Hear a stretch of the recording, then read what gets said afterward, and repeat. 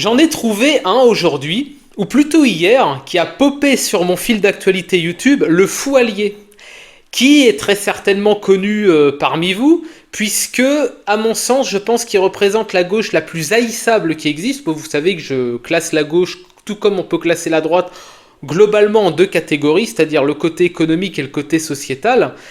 Et en gros, lui, il appartient à la gauche que je hais, c'est-à-dire la gauche sociétale, c'est-à-dire, pour parler vulgairement, la gauche doigt dans l'oignon et plume à des endroits que la morale réprouve.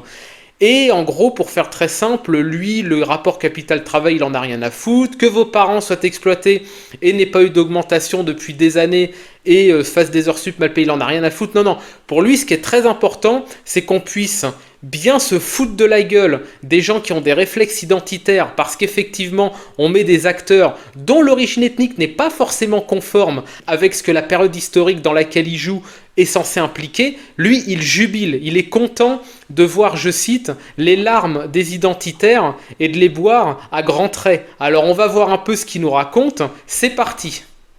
Des Noirs pendant le Moyen-Âge. Oh mon Dieu. Oh mon Dieu, c'est le wokisme. Le wokisme absolument partout. La BBC va sortir un documentaire sur la bataille de Hastings, qui est une bataille qui a eu lieu au XIe siècle. Et parmi les acteurs pour faire cette reconstitution, il y a un noir. C'est le wokisme qui nous tue, qui nous dévore. Bonjour à toutes et à tous, c'est Stéphane pour la chaîne Fou Allié. Je vous remercie de votre chemin chez vous. Bah oui, monsieur. Bon, il va peut-être falloir, je sais pas, souffler un coup. Hein, il y a pas mal de nous. Bah moi, c'est à toi, Follet, que je vais recommander de péter un coup, parce qu'effectivement, t'es quand même relativement insupportable. Et je te ferai remarquer que les gens n'ont pas de problème à admettre qu'il y avait quelques minorités ethniques en Europe. Le problème va être sur la représentativité, la représentation qu'on en fait dans les œuvres filmiques, cinématographiques, culturelles, contemporaines, quelles qu'elles soient, et la manière de montrer en gros plan caméra un acteur noir qui joue manifestement dans une armée européenne, c'est-à-dire une armée, alors soit l'armée dans l'armée anglaise. Effectivement, oui, ça peut être problématique dans la mesure où c'est absolument pas représentatif des contingents de cette époque. Ça n'a aucun sens, et effectivement, les gens ont le droit, bordel, de s'en émouvoir et de dire qu'effectivement, il y a peut-être derrière ça une petite manipulation politique, éventuellement. Voilà, nous traversons une crise collective, sociale, c'est absolument évident, mais absolument... Dont tu parles jamais. Absolument aucun des problèmes que nous rencontrons actuellement collectivement n'est causé par la présence d'acteurs non blancs dans nos séries, ou d'acteurs homosexuels dans nos films, ou de personnes trans en numéro 1 mondial aux échecs. Enfin, aucun de vos problèmes n'est provoqué par cela. Il n'y a que toi qui n'en parle pas des problèmes sociaux. D'accord ? T'en as rien à foutre, Fou Allié. T'en as rien à foutre. La seule chose qui t'intéresse, c'est de pouvoir emmerder ce que t'appelles les identitaires, qui effectivement luttent comme ils peuvent au niveau culturel pour ne pas que les gens que tu défends, c'est-à-dire les gens qui pratiquent la cancel culture, viennent nous salir notre patrimoine culturel historique. Voilà. Il y a des gens un peu plus sérieux à gauche, par exemple comme Goya, comme Paduring, comme le Canard réfractaire, ou même comme Tabibian, qu'on peut mettre plutôt à gauche.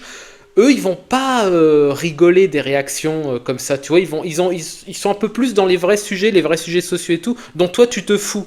Alors viens pas nous jouer le mec qui défend les opprimés quand en fait tu rigoles des réflexes identitaires qui en général d'ailleurs viennent plutôt de gens d'en bas, tu vois. Viens pas nous la faire.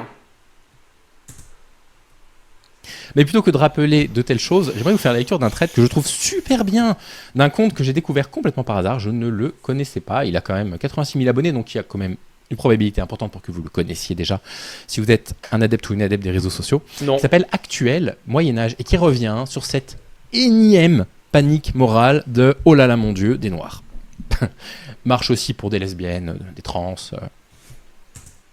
Bon là je vais couper, je vais vraiment dire ce que je pense de tout ça. Bon. J'ai pas de problème avec l'idée qu'effectivement, ce qu'on appelle à l'heure actuelle la dysphorie de genre, qui a l'air quand même plus ou moins établie, ait existé à certaines époques. Par contre, comment ça s'exprimait ? comment les gens vivaient avec ça et surtout quelle proportion ça avait. Encore maintenant, moi c'est pour ça j'ai tendance à dire que moi je fais pas de react ou de réaction par rapport à ce qu'on appelle le wokisme et tout, je m'en fous un peu, même je vais même dire, moi ça me dérange pas qu'il y ait dans des séries qu'il y ait des noirs, des maghrébins, des asiatiques ou quoi, quand c'est de la fiction on s'en fout un peu finalement, c'est pas si gênant que ça à mon sens. Par contre quand on veut représenter l'histoire européenne, faut pas venir me la faire et venir me dire qu'il n'y a pas une volonté derrière de, on va dire, recalibrer la pensée inconsciente générale, la pensée populaire par rapport à sa propre histoire. Faut pas me dire le contraire.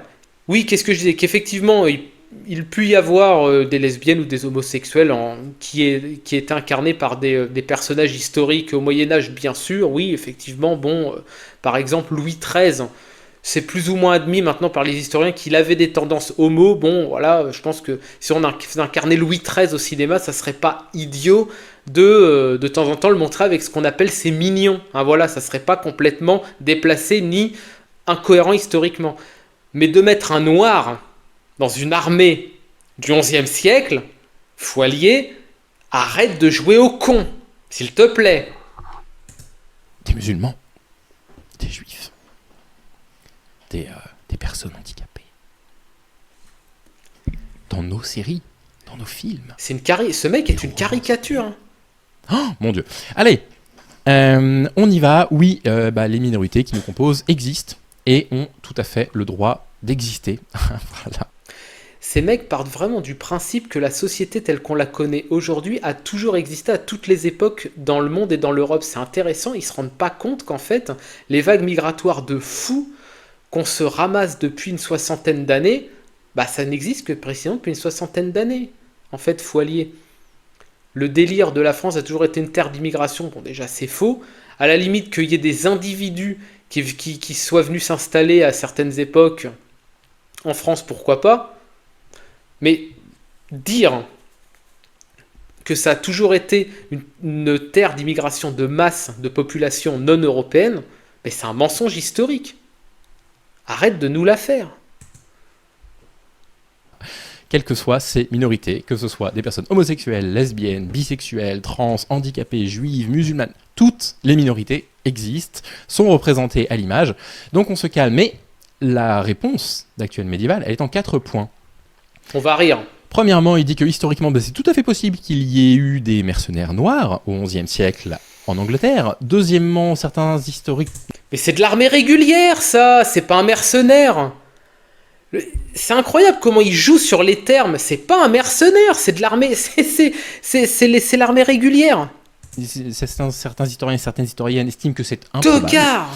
Troisièmement, il dit on s'en fiche, c'est de la fiction. Et quatrièmement, des réactions outrées qui sont assez insignifiantes. Alors, qu'est-ce qu'il a à nous dire là-dessus? On comprend bien que les 2 premiers points sont des points historiques, donc des points de sciences sociales. Et puis les 2 points suivants, vous allez voir, j'aurais à les commenter, mais je suis d'accord avec ce qu'il écrit. Premièrement, il est possible qu'il y ait eu des Noirs au XIe siècle, des Noirs, vous vous rendez compte? Au XIe siècle, mais personne dit le contraire. Les sociétés anciennes sont... Les gens remettent en question le nombre, et est-ce que c'est bien nécessaire d'en mettre un gros plan en coupure image comme ça pour faire croire que c'était aussi généralisé que dans les sociétés occidentales modernes? Non. Ils partent du principe que quoi qu'ils disent, ça sera frappé du coin du bon sens et qu'on peut se permettre d'avoir des incohérences et même des imprécisions et même de la non-vérité. Oh de toute manière, voilà, je suis de gauche sociétale donc ça passe. Mais mon pauvre ami, c'est pas comme ça que ça marche. Personne dit qu'il y avait que c'était 100% blanc, c'était peut-être 97-98% blanc, mais c'est majoritairement blanc. Arrête encore une fois d'essayer de nous faire avaler une couleuvre. Sont plus connectés qu'on ne le pense souvent, et l'Afrique, y compris l'Afrique subsaharienne, n'est pas coupée de la Méditerranée. Il y a des flux de biens et de personnes. C'est en Angleterre que ça se passe, la bataille de Hastings, andouille, c'est pas en Espagne. Oh là là là là là là. Des marchands, des soldats, des esclaves, des pèlerins, etc. Ces flux ont d'ailleurs laissé des traces archéologiques, donc nous avons des preuves de ce qu'il est en train d'annoncer, y compris en Grande-Bretagne. Dans l'article qu'il partage, que je n'ai pas lu mais je le crois, ils en ont trouvé un dans un cimetière anglais du 7e siècle après Jésus-Christ, on a retrouvé une personne ayant... J'ai pré-shot, enfin non, je l'ai vu avant, en vrai, je plaisante. Hein. Non mais ils en ont trouvé un, donc voilà, c'était multiculturel comme maintenant. Alors, Qu'est-ce que vous avez à dire, les identitaires? Vous l'avez dans l'oignon? Bah non, on l'a pas dans l'oignon, parce qu'en fait, toutes les autres fouilles archéologiques montrent que en Angleterre, c'était majoritairement des blancs, tout comme dans le reste de l'Europe. Un ancêtre récent originaire d'Afrique de l'Ouest, hein, donc 400 ans avant la bataille de Hastings. Donc voilà, hein, on panique pas, tout ira bien. Oui, parfois il y a des minorités représentées à l'écran. C'est toi qui paniques, faut aller. Voilà, c'est des choses qui arrivent. C'est pas grave. C'est très bien. Il y a des Asiatiques parfois représentés. Ah là là là là là là.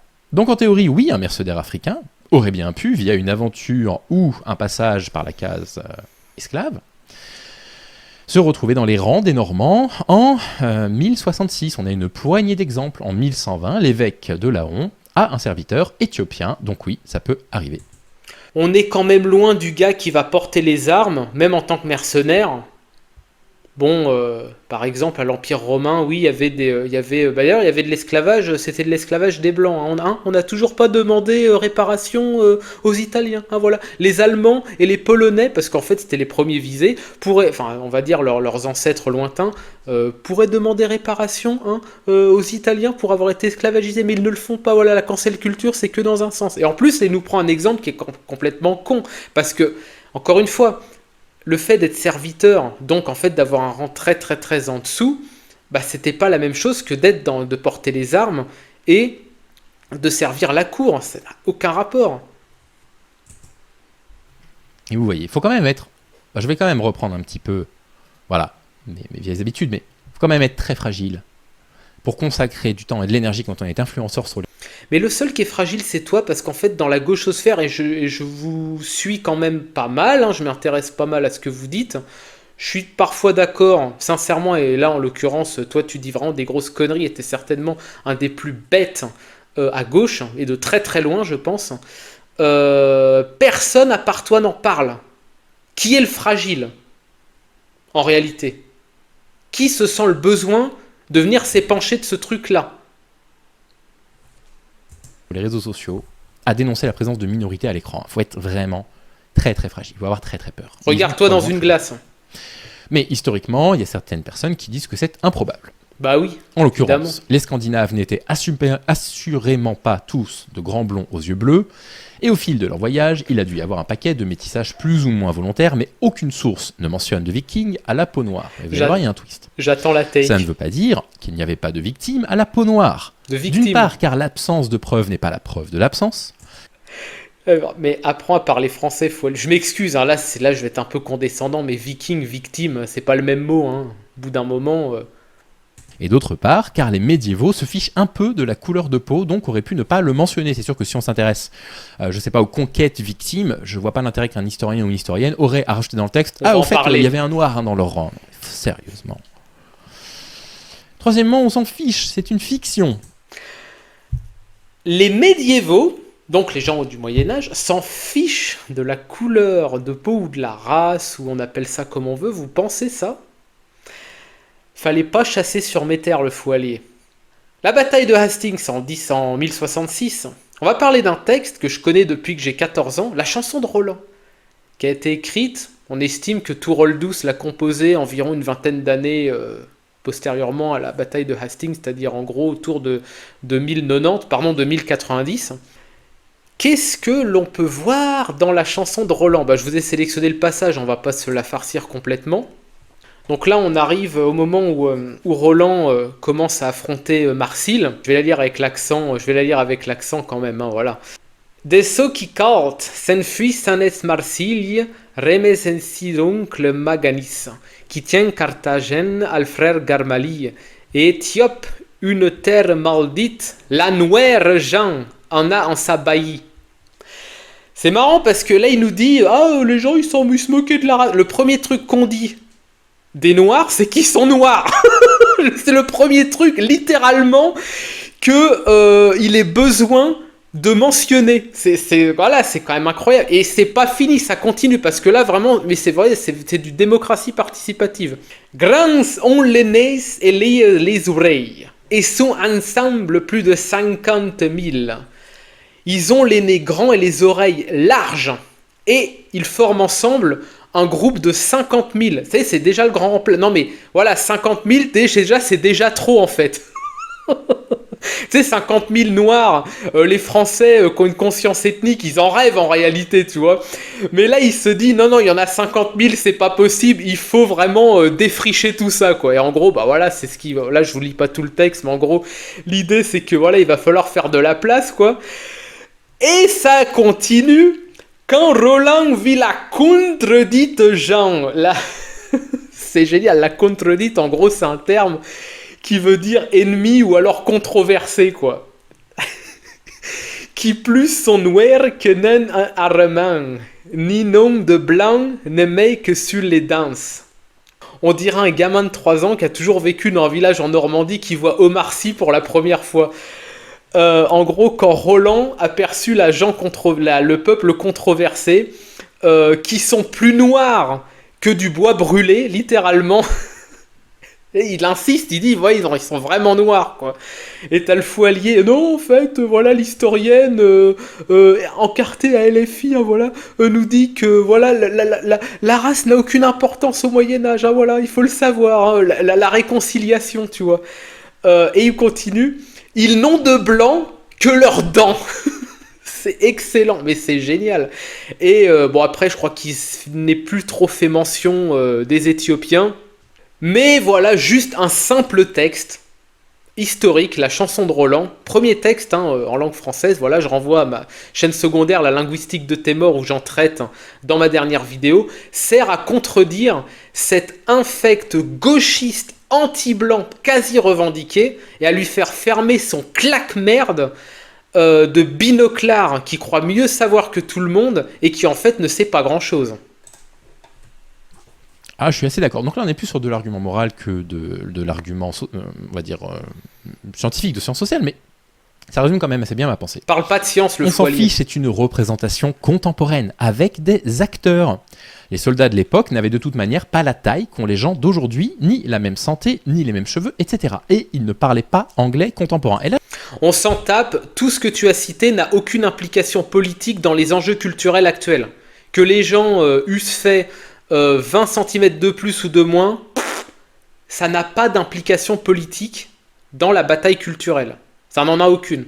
Par contre, de représenter des noirs en laissant croire que c'était une généralité, ça oui, beaucoup plus, tu vois. Donc oui, les gens réagissent à ce qui pensent être une attaque culturelle. Ils ont bien raison de réagir d'ailleurs. Moi, je suis de leur côté à ce niveau-là et j'espère que vous tous qui allez me regarder l'êtes avec moi. On va pas réagir par rapport à des choses qui sont des détails. Voilà, la langue, oui, effectivement, l'ancien anglais, bon, qui pourrait prononcer l'ancien anglais, c'est une des langues techniquement les plus difficiles à prononcer à l'heure actuelle.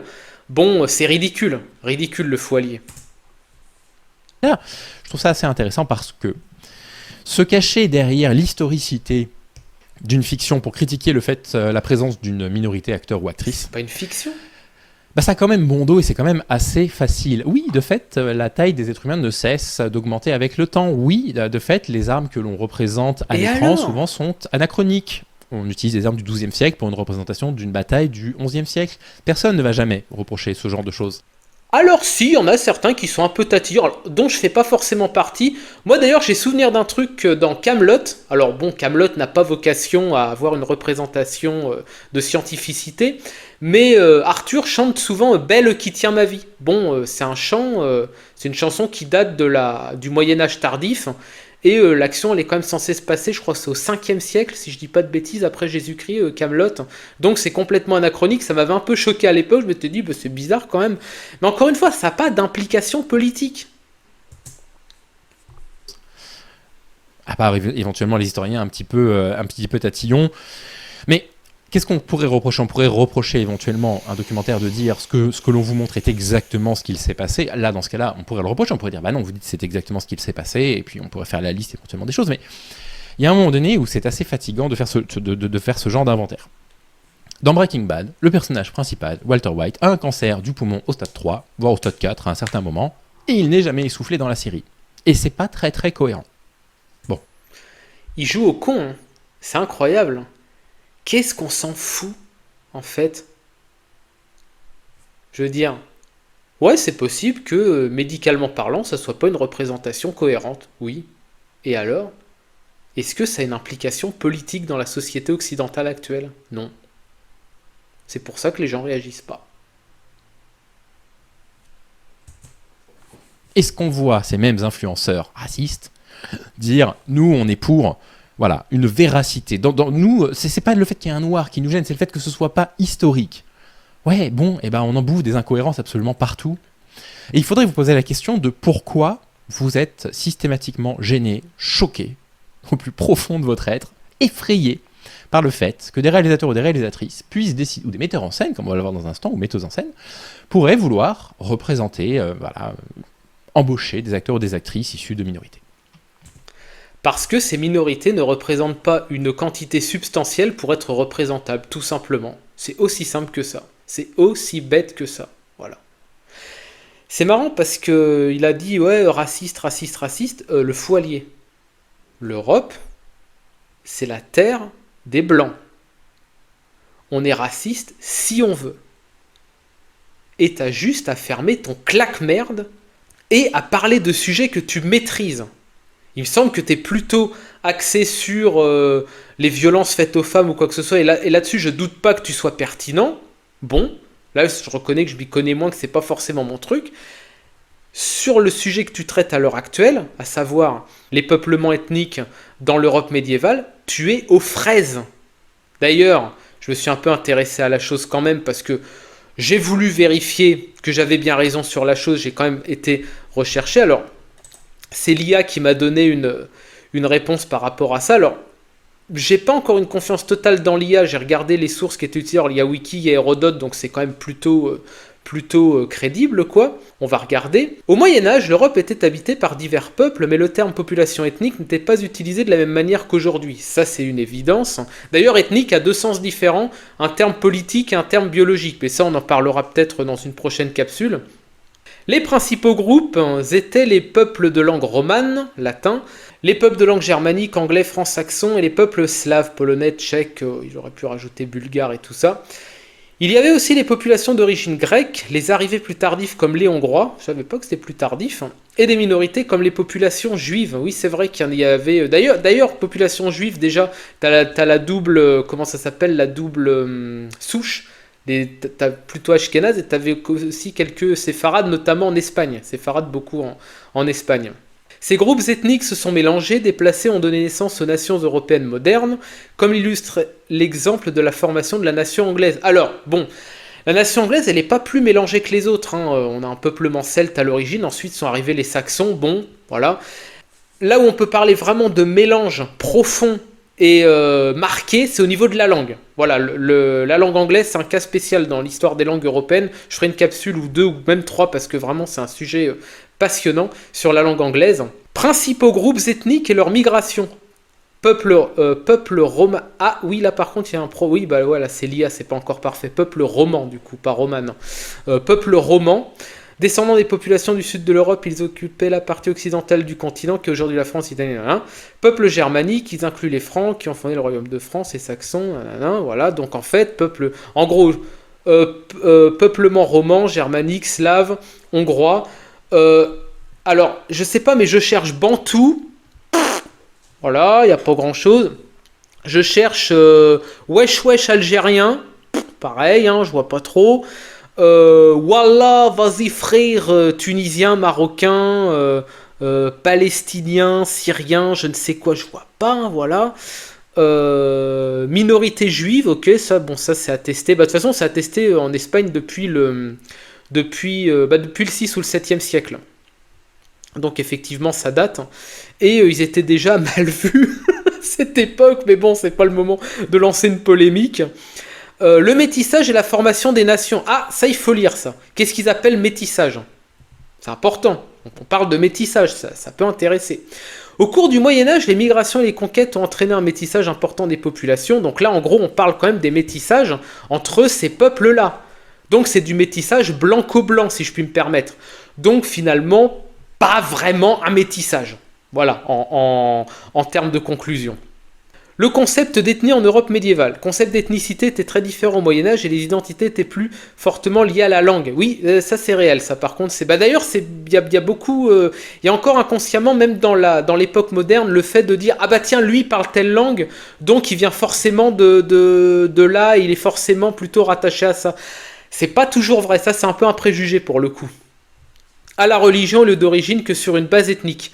L'appartenance à un groupe ethnique était moins importante que l'appartenance à une nation ou à un roi. Réel, très réel. D'ailleurs, ça c'est tellement vrai que François Ier, au XVIe siècle, se félicitait des différentes ethnies en France, à savoir l'ethnie occitane, bretonne, bourguignonne, etc., et qui voyait ça comme une richesse culturelle au sens strict. C'est quand même malheureux de se dire que on a détruit ces langues régionales, qui étaient des vraies langues, qui ne sont pas des dialectes. Quand on entend le terme dialecte, c'est absolument faux. C'était des vraies langues codifiées avec une grammaire, un vocabulaire et tout ce que vous voulez, quoi. Pour ensuite, voilà, unifier, tout le monde parle français, puis maintenant entendre Wallah, wesh, Somme, kiffer, etc. Partout dans les gares et les lieux de passage de France et entendre des nique ta mère et tout ça. On se dit quand même, on y a gagné au change ou pas? Non, mais c'est une question rhétorique, réponds pas. Ah, voilà, tu la connais la réponse. Bah voilà, faut allier. Quand on maîtrise pas un sujet, vaut mieux pas en parler. Même la représentation la plus réaliste achoppera toujours sur l'impossibilité de restituer fidèlement le passé. Il explique mettre des guillemets autour de fidèlement, car ces notions n'ont en réalité pas un grand sens ni un grand intérêt. Ce sera toujours une représentation contemporaine. Quand vous allez voir Richard III, ça ne veut pas dire qu'on ne peut pas s'en approcher. Ça ne veut pas dire qu'on ne peut pas travailler sur l'exactitude et sur le fait de se rapprocher le plus de la réalité. Parce que là, il nous fait un sophisme de la solution parfaite. Ah, on ne pourra jamais faire, donc en fait, on peut faire un peu n'importe quoi. Ce qui compte, c'est de divertir. Bah non. Ah non, faut allier. Voilà, bon, je vais pas tout passer parce que voilà, la vidéo déjà dure déjà assez longtemps comme ça. Au pire, vous irez la voir, hein, voilà. Voilà, puis n'allez pas l'emmerder, voilà, c'est pas du tout pour le faire chier ou quoi, mais simplement parle de sujets que tu maîtrises, ça vaudra mieux. Bon, et sinon, je refais encore la pub pour la linguistique de tes morts, hein, voilà. Allez vous abonner et allez voir la dernière vidéo que j'ai faite sur l'ancien français tardif. Ça parle de gourgandine, ça parle de cul qu'on claque bien fermement comme méthode de séduction un petit peu chevaleresque, n'est-ce pas, un petit peu cavalière. Ça devrait vous faire rigoler. Et bah écoutez, je vous dis à la prochaine.